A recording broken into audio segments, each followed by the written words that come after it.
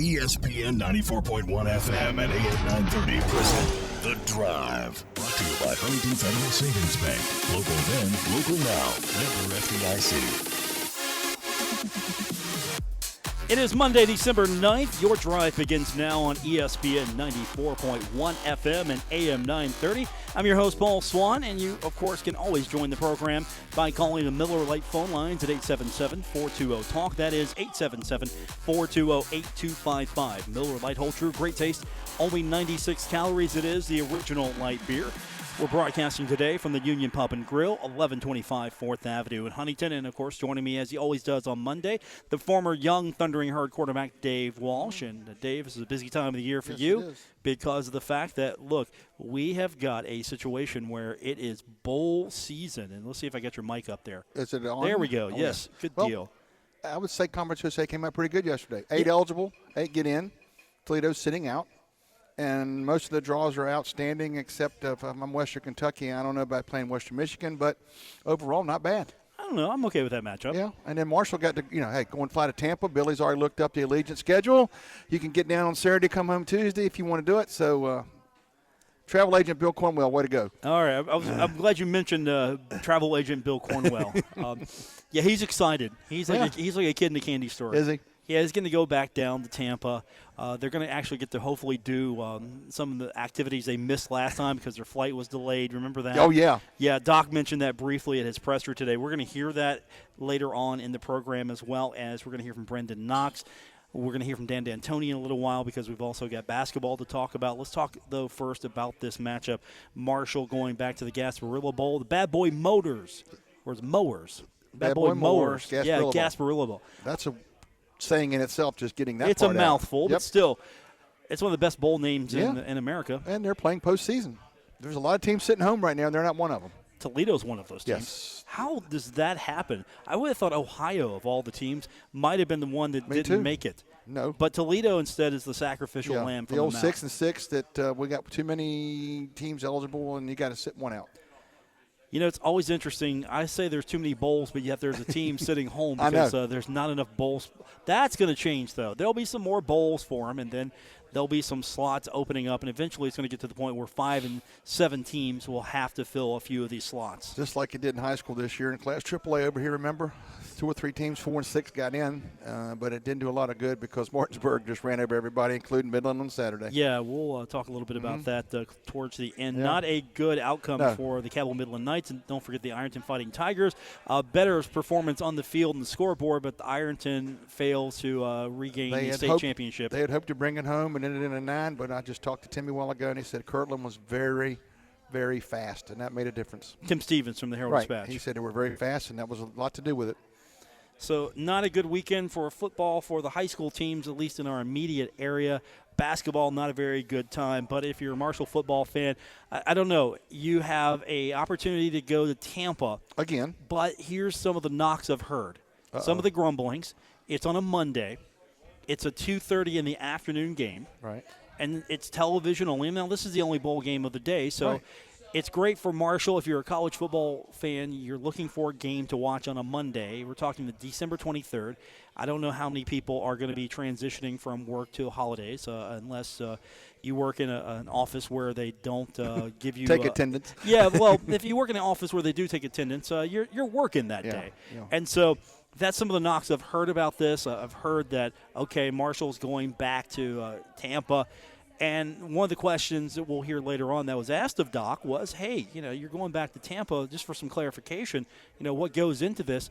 And you'll hear it from him, but he basically said, look, I don't know. I didn't sit around waiting for it. I went home. I was in the office Sunday, then I went home. I waited for Mike Hamrick to call me because he doesn't know until they phone him and say, okay, here's where the bowl bid's going to be. Do you accept? And obviously Marshall's going to accept that bid. Mike was pointing it out. He said, I just sit by the phone and wait. It's just like there's no 1, 2, 3, 4, 5, 6, 7, 8. It's just whoever wants who, and then if it'll work out, because you think about it. FAU staying home again. Don't have Lane Kiffin anymore, but they're staying home. I don't understand that. I would want to go somewhere. If I'm Conference USA, I would try to get my teams to go a little bit different location. If I'm sitting there thinking, okay. Bowl bid, you're going like. But here's the reality of this, Dave. Yeah. Why does Tampa happen for the Herd? Why does Boca happen for FAU? You think FAU is going to travel well? No. That's And one thing Marshall do. You said it. They travel. They travel. And I'm sure they've already booked planes and everything. So right now, this is a bowl game that's in the backyard for Florida Atlantic, and so this is probably the only way they're going to get a crowd to show up, even though they've won the Conference USA Championship 2 of the last 3 years. I don't know if they're going to have that much of a travel presence, and so this is a television decision, trying to find the best matchups. Yeah. I mean, ESPN is working with the conferences to try to put together what ESPN wants for the majority of these bowls as far as the best television matchup. Yeah. And so somewhere, someone thought, okay, Gasparilla Bowl matches Marshall again. That makes sense for them. The opponent is UCF. Which makes sense in a way. It's a good matchup. There's no problem with the matchup. And so Herd fans are going to have to go back to the same bowl again, going back to Tampa. And again, why is Tampa a good fit for the Herd, or at least for Doc Holliday? He likes this bowl because he gets to go back to Florida. He gets to recruit in Florida. He gets to do some work. He gets to also bring a lot of his kids back to Florida, and their family and their friends can get to this game.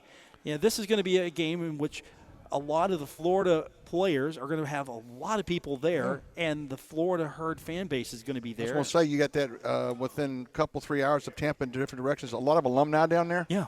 So, hey, they'll be coming in from all directions, hopefully. So there are reasons why Marshall likes this matchup. Yeah. And there are reasons why, if you're a fan, maybe you like it or you don't. And, of course, you can join the program anytime by calling 877-420-TALK, 877-420-8255. But the realities are this is determined by ESPN for the most part, conference and ESPN, and they're trying to work and put together the best matchups for television. And they know traditionally Marshall people travel pretty well. So it made sense not to send them out to Albuquerque, get them somewhere they can get access, and Tampa seemed to be as good as any. Now, let me ask you this, though. Would it have made sense to send them somewhere other than Tampa as far as maybe a different destination, an opportunity for Marshall fan base to go somewhere else? Because after a while, it got really – now, let me qualify this by saying, because, again, words of mine are taken out of context. Yeah. It got a little old after a while that your only bowl opportunity was the Motor City Bowl. You were happy to be in a bowl, but you were going to the same destination. And then when it started to diversify a little bit and mix up, appreciated that. It was a little bit more exciting for the bowl in itself because you're going somewhere new. You're going to get a new experience. So is that what Marshall is lacking here? Because Marshall's been in this game now 4 times. 4 times. It's different names, it seems like Still, a lot of times. same game, still, different name. I think the nicest part about this, though, is the matchup. You got an AAC team that for the last 2 years has got the Access Bowl. They got knocked out this year by the team that they had knocked out, Memphis. They're going to the Access Bowl. And Marshall's track record against UCF is good when they're in the MAC, not so good when they were in the Conference USA. So there'll be a lot for Doc to play on as time goes on. We'll take your phone calls at 877-420-TALK, 877-420-8255. Now, we're going to talk football later, but last night we had basketball. The Thundering Herd losing to Toledo on Sunday, 82-72. We'll briefly run down that game, and we'll hear last night's conversation that Steve Cotton had after the game was over during the post-game broadcast. Steve caught up with the coach, and he sounded a little frustrated. Best way to describe it. So we'll hear from Dan D'Antoni when we continue with today's edition of The Drive. We are here at the Union Pub and Grill, 1125 4th Avenue in Huntington, and you're listening to ESPN 94.1 FM and AM 930. We're taking Paul Swann everywhere. Download or subscribe to The Drive with Paul Swann on Apple Podcasts, Spotify, or wherever you get your podcasts.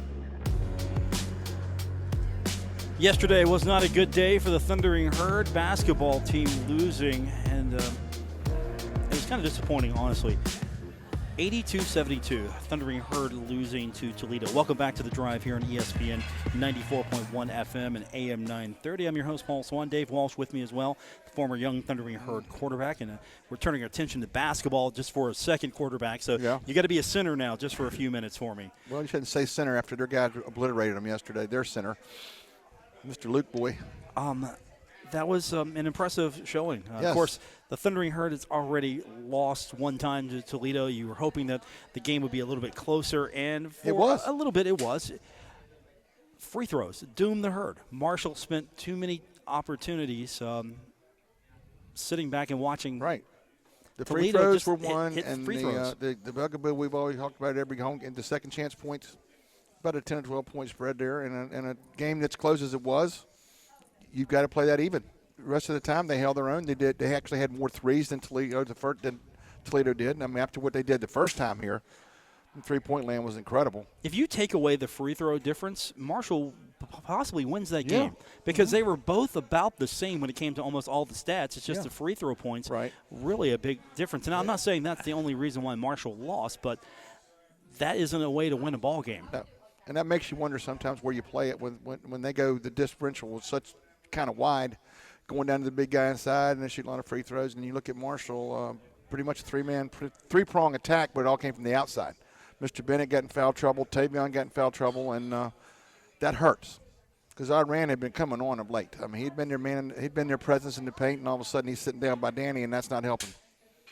So yesterday after the game, Dan's usually upbeat. Right. He's positive. He's not looking to go in and rant. He's not making excuses. He understands that he's got a young basketball team. But at the same time, he understands that, look, just because you're a young team doesn't mean you can't go out there and not be expected to perform. Right.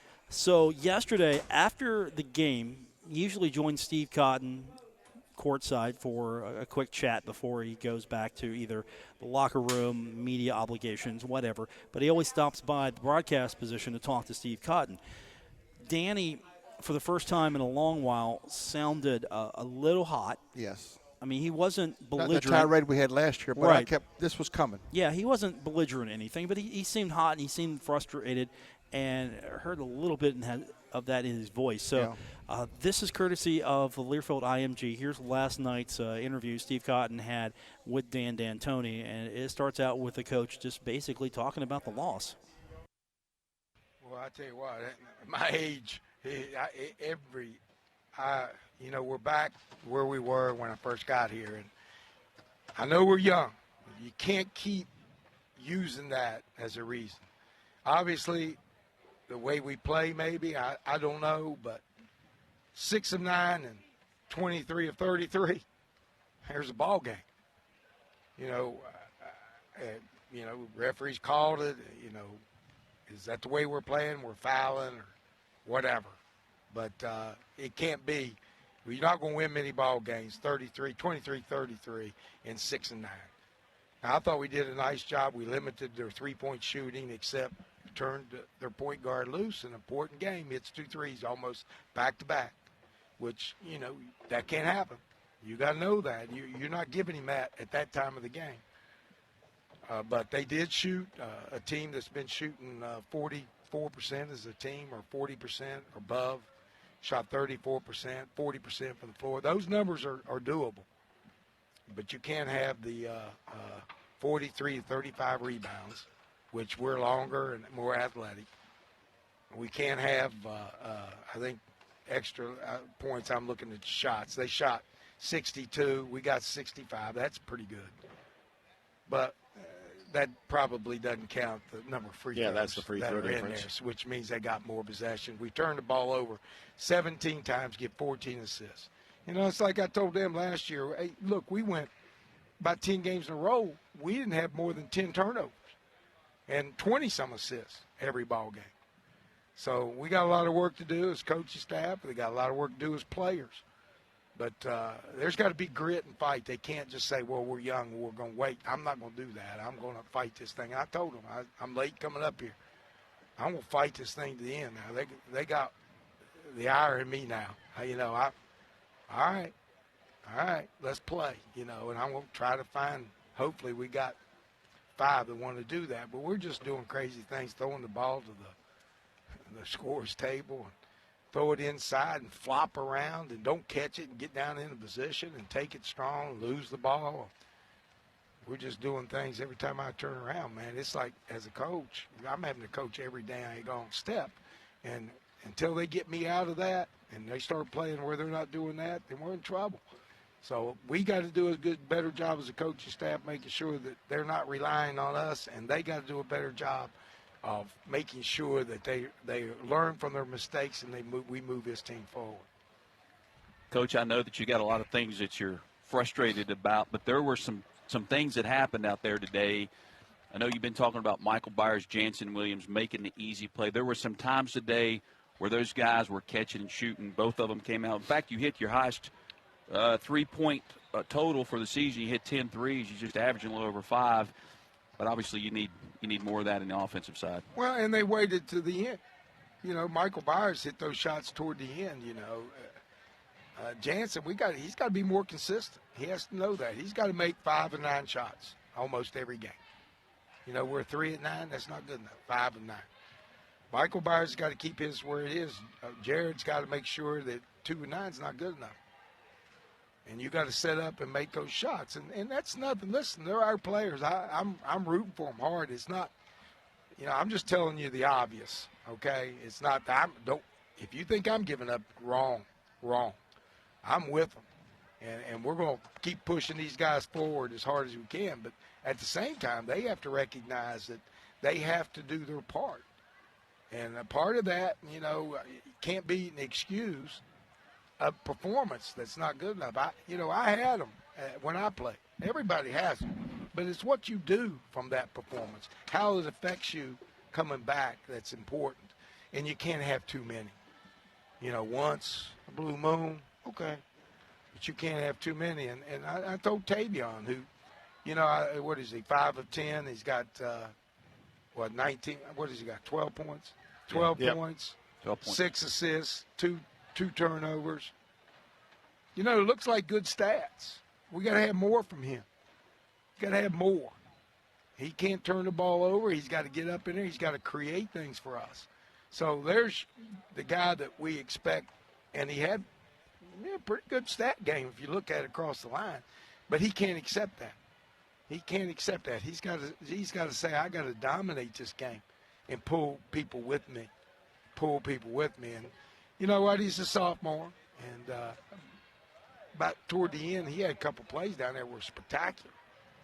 But he's got to do more of that consistently throughout the entire ball game. Well, Coach, back on the bus and back at it, and, we'll talk more about it tomorrow night at Fat Patty's. It's at Fat Patty's. Well, make sure you call in. I'll come up with some good answers or something. And Merry Christmas, and go Hurt. All right, that's Dan from last night, and that's a good reminder. Fat Patty's coming up tonight, so you can tune in right here on ESPN 94.1 FM and AM 930. I mean, he's still upbeat and positive, but at the same time, you can tell in his voice that he's tired of it. Yeah, he's stating the obvious that they're young, but that's not a crutch. Tavion, you're a player. Go play for 40, not 20, not 15, not 30. Give me 40, or things of that nature. And he's with them. He said, I know that it's not like he's coaching 5 guys. That's not going to happen. He's been in there before, but he doesn't want to fall back on what he did 3 or 4 years ago and was going like, why am I here sometimes? He knows they're there, just got to play it. They got to say, freshman, sophomore, no. I'm a playmaker, I'm a setter-upper, I'm a rebounder, and go do it. You expect better out of Tavion. He's proven he can do better, so you expect it out of him. Yeah. Bennett has shown that he is capable. He got in foul trouble yesterday. He can go out there. Yeah, he can go out there and take advantage of a situation. He can be an effective player. Jansen Williams has got to find his shot. He was struggling a little bit. He's had it tough. I think, again, undisclosed illness. He was the president, and he was accounted for in that game. And, again, he's not going to use illness as an excuse, but the other day he was not available for that said, where is he? And Danny said after the game he had an illness. He didn't come back. He didn't come out. So I don't know if he's over that or not, but he was playing. He made a trip, and he got more minutes than he did against Akron. Right. And so he was out there, and you expect better from them because you've seen it before. You can't tell me that this Marshall team last year was on the shoulders and backs of C.J. Burks and John Elmore. You can't keep bringing those guys up. They're gone. No. And, yes, those were 2 talented players, but you play 5-on-5. Yes, they do. And right now, Tavion's got to take the bull by the horns. He's going to be the leader. Get Mikey Byers to show up again. I mean, the night against Akron hits his first 3, and then he disappeared. He had 3 points.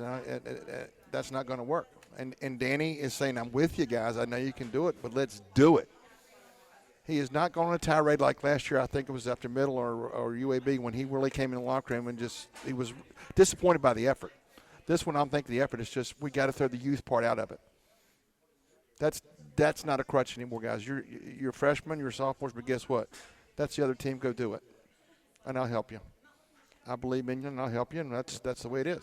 Now, I'm not trying to make excuses for Marshall, but Toledo is actually a pretty good team. Well, Danny mentioned you had Florida's picked, high in that league, Toledo in the MAC, Notre Dame high, although they wouldn't have to have Notre Dame. They're not playing easy. Now, Wednesday might be, but then, Moorhead down the road on Monday. Moorhead won't be easy. No. But Danny's getting around to get the point that, okay, he's going to go, and by the time February rolls around, we're going to forget this, especially when one certain player becomes eligible. I think this will be a little different. Are we really going to forget this, or are we No. going to have it in the back of our heads? Some people are going to have it back in their heads. I guarantee the players like football, they're going to have short memories. Well, the players are a different beast Right. altogether. You know that one. Hey, you've already forgot about it. They're moving on to the next game It's because Bluefield to them. they've got more games to play. Right. Because they know at the end of the day, only one team can win the national championship, and if they go out and win the conference tournament, they're going to have a shot at playing for a national championship. So Exactly. they know that. They know that this is basically this isn't like football season where you have a poor start and then you don't have enough wins to get to a bowl game. This isn't like that. This is basketball where you can use this to teach. You can use this to get your team ready and better. So when you get into conference play, you've seen hopefully better teams and you've been in situations that you can then apply to conference. That's Exactly. where a lot of people sometimes hit the panic button. I don't think so with basketball. I don't think anyone's really calling for Danny's head. No. It's not that situation here because he's shown that, look, I can go out there and I can put together a pretty good team. I can take this team to the NCAA tournament. Why not Marshall? I can win a game in the NCAA tournament.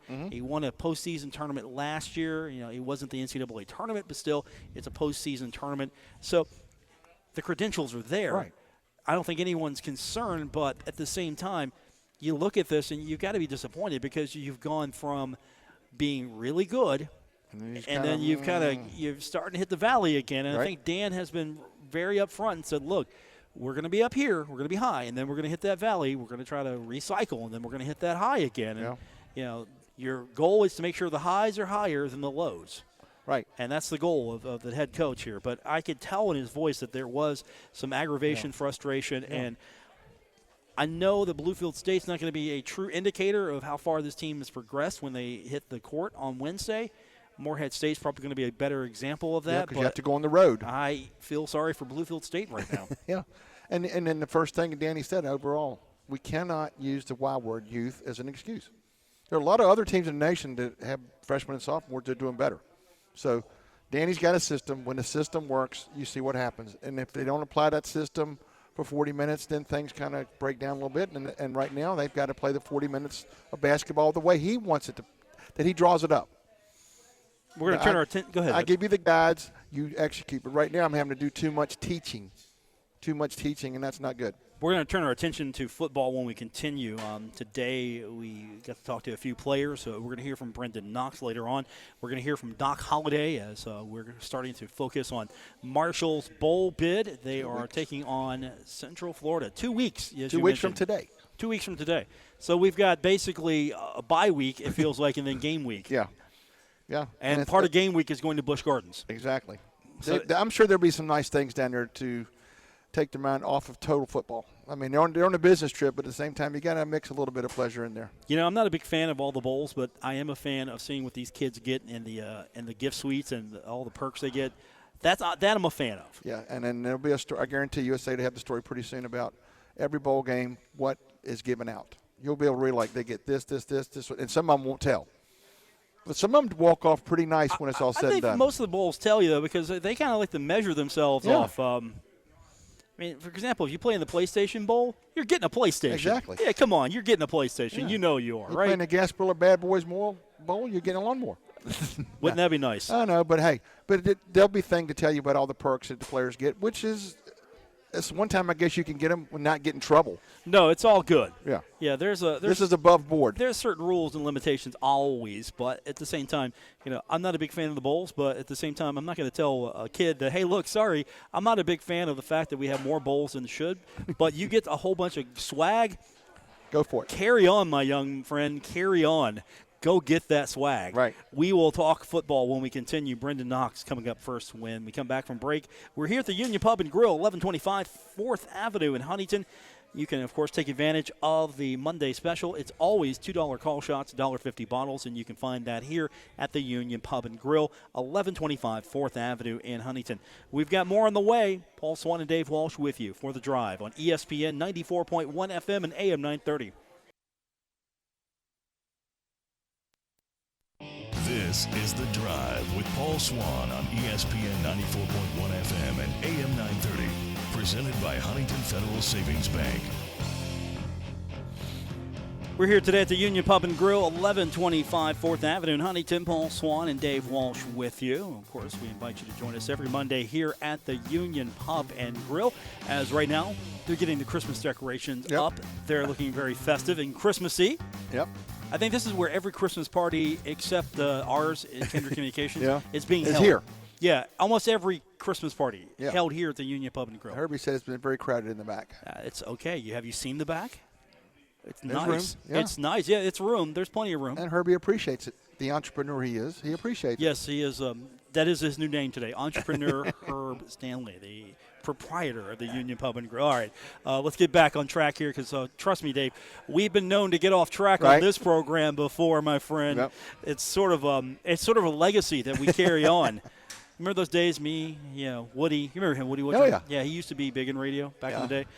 We would just get off track completely. Yeah, you just kind of lose your train of thought. Oh, yeah, we would go off on tangents about completely other things, not related to sports. Yeah. We're going to keep it a little focused today because Marshall taking the bowl bid to Tampa, Gasparilla Bowl, facing off against UCF. And Brendan Knox, of course, has been a standout for Marshall. He emerged last year and has taken the ball and hasn't given it back ever since. No, he taken it and run with it. And so we asked Brendan a little bit about this upcoming game going back. Now, again, for most of these players, they're going back for the second time in a row. It's not like you're going back every other year or every 2 or 3 years. No, this is back-to-back bowl bids. Mm-hmm. So let's get Brendan's thoughts on going to Tampa and his overall impressions of the game between Marshall and Central Florida. Mainly found out through it, mainly just through social media and just word of mouth. And then, obviously the coaches start, telling you, the specifics and things of that sort. And, your initial reaction to finding out you're going to the same bowl as grunting and moaning. But at the same time, you got to think about it. There's 40-some-odd teams that, aren't even getting to play in a bowl. So, you just got to take it for what it's worth. Really being my first bowl that I was able to contribute in. And, I guess just the moment and location that we were at and just, the culmination of a lot of different things, really. I can't really pinpoint one thing. That's a pretty exciting feeling, I'd say, just because of, all the hype and, attention they've gotten over the past couple of years with, being able to play LSU and just their success that they've had. So, it's always exciting when you have good competition to go up against just to, just test where you're at and see, basically how you'll do.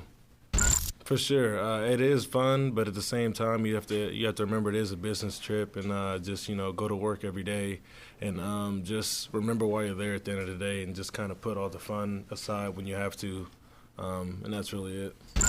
For sure, I'd say the one that we missed. I was really looking forward to that, but definitely the Busch Gardens. That was my first time experiencing that, so that was a pretty fun deal. And outside of that, really just touring the city and seeing what they had to offer. It's different, so I could see that being difficult. But at the same time, like I said, you really just have to just remember why you're there, after all the fun's said and done, and it gets closer to game day. They've meant a lot to me personally just because I've seen everything that they've put into this program and a lot of time and sweat and, tears for some, so it means a lot just seeing everything that they've been through and seeing it all come to an end. So, just trying to just pull it through for them on a high note and send them out the right way. For sure, and like I said, it's always exciting whenever you get to play a team that's pretty high caliber and just to kind of just test to see where you're at as well and just a great matchup and you look forward to. Not really. I mean, like I said, it is exciting, but I wouldn't put it anywhere different than any other team because it is just another game. At the end of the day, it's the next game. But as I said, with all the attention that they've gotten, it is exciting. Him. Yeah. Not, hey, wow, we're going to the bowl, and he's all excited. I mean, there's some things he's going to enjoy, but at the end of the day, I'm going to go play. Yeah. I'm not going to prepare for them any differently. They're just another team. Yeah, they're another team. He knows they've had pretty good success, but when they take the field, it's both teams do the old 0-0, and we'll see what happens. They'll throw the records out. They did what they needed to get there, and I don't know if UCF's disappointed, but they lost 3 games this year by a total of 7 points. 1, 3, and 3. One of them to the same team Marshall lost by. Not that many points. It was worse, but they both lost to Cincinnati. They lost at Tulsa. They were undefeated at home, lost 3 on the road. Well, the American has gotten better, and, of course, now you've got Memphis. That's a contender. They're got going to the Cincinnati. Access Bowl. Yeah. Lost their coach, and they're going to Access Bowl. Those teams aren't going anywhere anytime soon, No. so the best thing they can do is get better as a football program and get to the Access Bowl or knock off some of the so-called Power 5 schools and make their statements that way. And I know the American maybe not getting the love and the respect it deserves, it believes, the Power 6, as they like to refer to themselves. Yeah. They're changed gangs. Well, each game has a P6 on it. Well, Memphis is going to have an opportunity to knock someone off and continue to push that narrative forward. Right. Marshall's going to have an opportunity to do one of two things, either win this game and I think have an opportunity to springboard against Central Florida, springboard hopefully to a better season, or Marshall loses this game and, I don't know what's going to happen next, but I think some things might happen. Who knows? Yeah, who knows? But, Doc will play up the fact, hey, we've lost 8 in a row to them. We can't make it 9. And then UCF will make up and say, hey, we won 8 in a row. Let's go make it 9. So we'll see what happens. So Conference USA days when they were in it. Central Florida's win streak on the line or Marshall's bowl record on the line? I think it's a bowl record. Because UCF, even the games they lost, they were on TV. They're very explosive. Yeah. They're a very explosive team. Their lefty quarterback that they found, the transfer from Notre Dame, didn't work out. And when they got him in there, they moved the ball. They moved the ball very well. They're in the 30s and 40s every game. Well, let's hope that the Marshall defense can hold them down. We're going to talk to Doc Holliday. We'll get his thoughts. Every highlight from his post-game, his press conference. Presser. Yes, highlights from his press conference. It feels like a post-game. Yeah. It's the post-bowl announcement. Right, there That's you go. what that is. Yes. We'll hear from Doc when we continue with today's edition of The Drive on ESPN 94.1 FM and AM 930. The Drive with Paul Swann. Marshall Athletic Director Mike Hamrick. He knows. Paul's the best. On ESPN 94.1 FM and AM 930. Mike's my guy. Yeah. You didn't know He that, knows. did you? He knows. knows. He knows what's up. He's my guy. He tells it like it is. Of course he does. Yes. He tells it like it is to me all the time. You should hear some of the things he tells me like it is when we're by ourselves. Yes, I like Mike Hammer. I love What the goes guy. on in those conversations stay there. Yes, sir. Yeah. Yes, sir. But he was ready to shout one yesterday. We're going bowling. He knows where they're going. Access Bowl in a way. Because Is he really shouting? Because that's sort of Yeah. like expected. Yes, That's not like it is. It's like if they weren't going, they'd be really up in arms. But exactly. this is one of the things you play for. This is just business for him. Yeah. Like, look, we're going bowling. That's Yeah. what we expect here. right. We flubbed up twice, but we ended up meeting the criteria. So they're going bowling, and Doc Holliday is all ready to go. And we caught up with Doc Holliday earlier this afternoon as he sat down to tell us a little bit about the bowl and expectations and everything that's going into it. So here's Doc Holliday, some of his highlights from earlier this afternoon. All right, just let you know we're excited about having the opportunity to go to Tampa and play in a great bowl game. This is the 4th time we've been in this bowl. So first 2, of course, were in St. Pete. But this will be the 2nd time we've gone to Tampa, but it's the same bowl. I've had the opportunity. I think this is close to 30 bowls I've been to, and they're all great when you win them. So our guys understand that it's going to be a business trip. That'll be explained to them starting today. And but the great thing about bowl games, number one, other than the opportunity to get down to Florida, these guys' families get a chance to see them play, and recruiting, the exposure we get and everything that goes along with it is you get an opportunity to have like another spring practice. So that'll start today, and we'll focus these first 3 or 4 days on the young kids, working on getting them better as players. So they'll actually, if you come in here today, you'll see some guys in pads and you see some guys not in pads.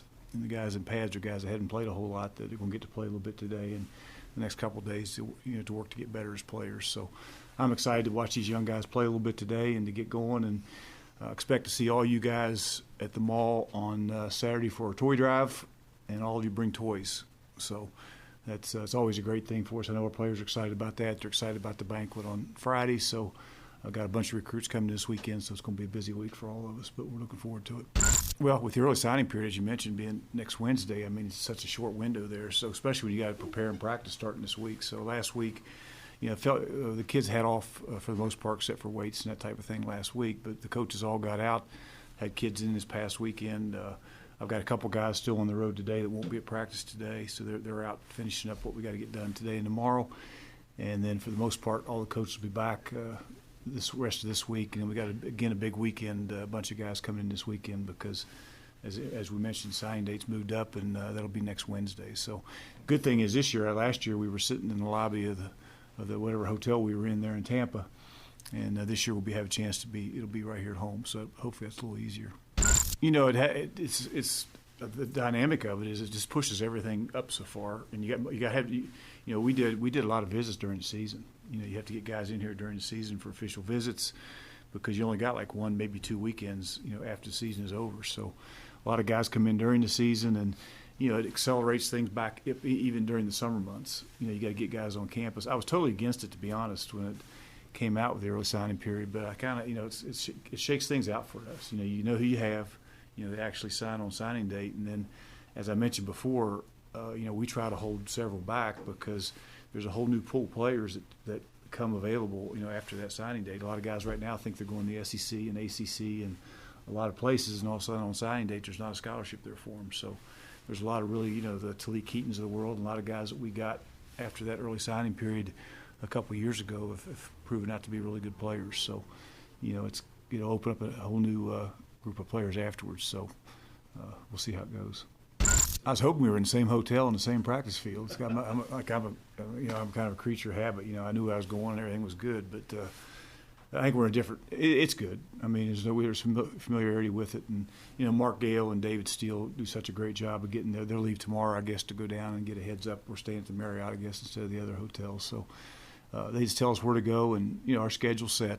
We have a set way of doing things during our bowl preparation and game week while we're down there, and it's like I say, the bowls they do a great job down there, with the kids, and a lot for the kids to do. But there's enough that those last couple of days when you got to lock in and get ready to go play a game, you got time there as well.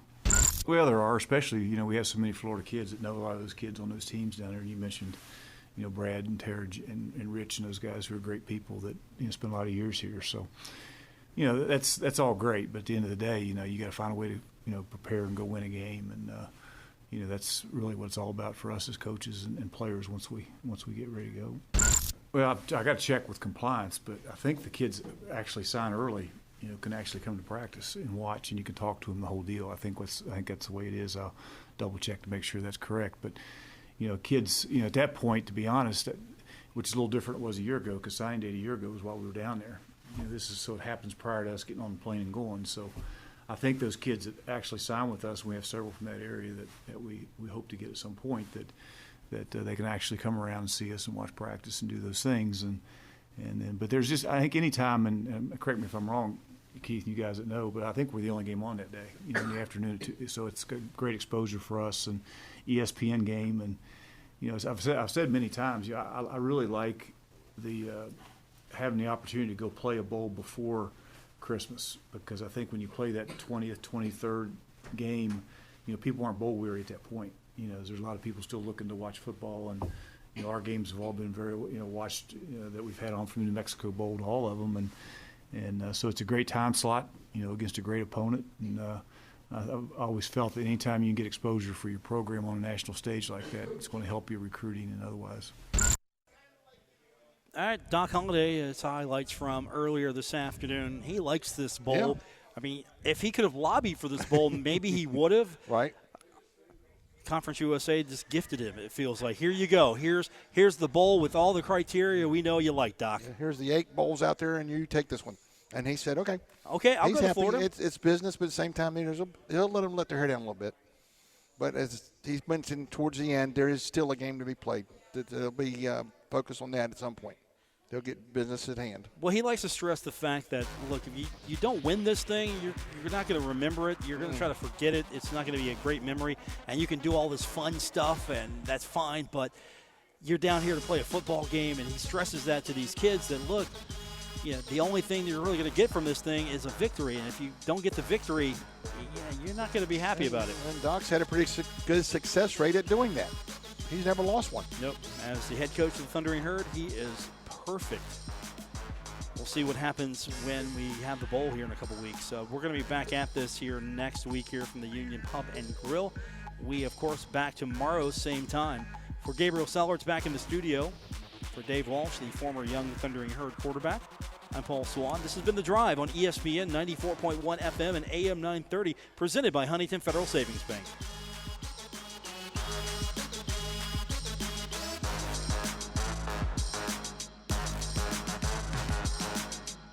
WRBC Huntington, W227BS Huntington, your flagship home of the Marshall Thundering Herd and The Drive with Paul Swann, ESPN 94.1 FM and AM 930.